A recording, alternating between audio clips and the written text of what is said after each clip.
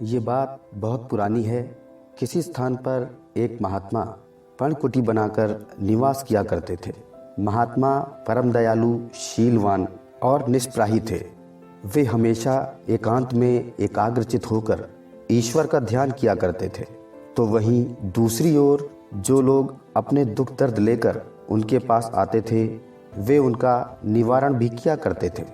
यही कारण है कि उनके सद्गुणों और सेवा कार्यों से भगवान अति प्रसन्न हुए और उन्होंने उसे वरदान देने के लिए एक देवदूत को धरती पर उनके पास भेजा।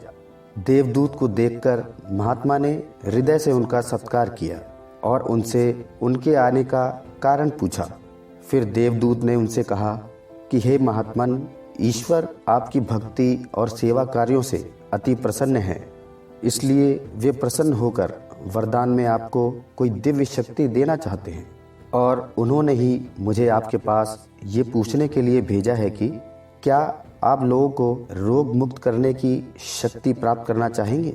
ये सुनकर महात्मा ने बहुत विनम्रता से उसका उत्तर दिया और कहने लगे कि भगवान मुझ पर प्रसन्न हैं, यही मेरे लिए ईश्वर का दिया सबसे बड़ा वरदान है और इसके अतिरिक्त मुझे और कोई शक्ति नहीं चाहिए। मैं परमेश्वर के विधान में कोई भी शक्ति प्राप्त करके कोई भी हस्तक्षेप नहीं करना चाहता। जब महात्मा ने रोग मुक्त करने की शक्ति लेने से मना कर दिया तो देवदूत ने उनसे कहा कि हे महात्मन, आप दुष्टों को सद्बुद्धि देने की शक्ति प्राप्त करें। लेकिन महात्मा ने बड़ी विनम्रता से यह शक्ति लेने से भी इनकार कर दिया और कहने लगे कि पापियों को सद्मार्ग पर लाना देवदूतों का ही काम है।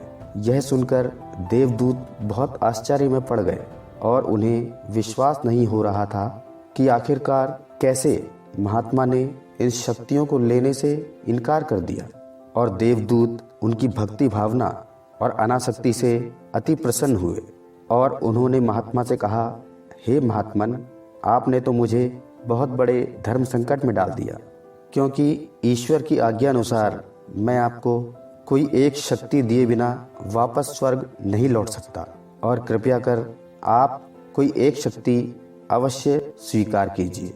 यह सुन महात्मा कुछ देर तक चुप रहे और फिर उन्होंने देवदूत से कहा कि ठीक है, अगर आप मुझे शक्ति देना ही चाहते हैं तो मुझे यह वरदान दीजिए कि भगवान मुझसे जो भी शुभ कर्म करवाना चाहते हैं वे बस स्वतः ही होते चले जाएं।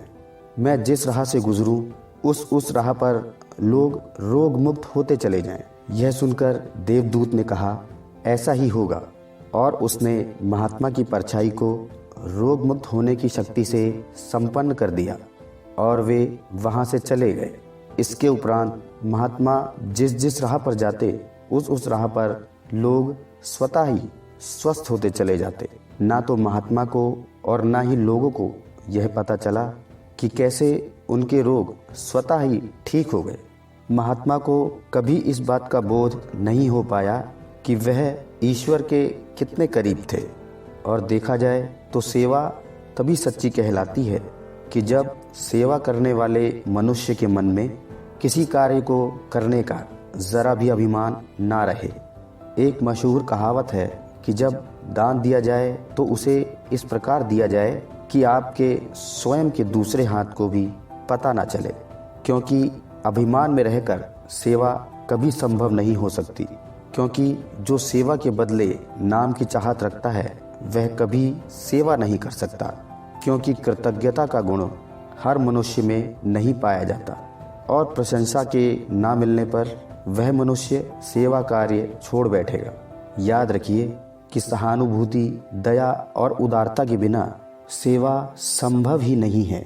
महापुरुषों ने भी कहा है कि जो मनुष्य जाति की सेवा करता है वो असल में ईश्वर की ही सेवा करता है। और ये भी कहा जाता है कि एक पेड़ की पहचान उसके फल से ही होती है और हर मनुष्य की पहचान उसके कर्मों से होती है।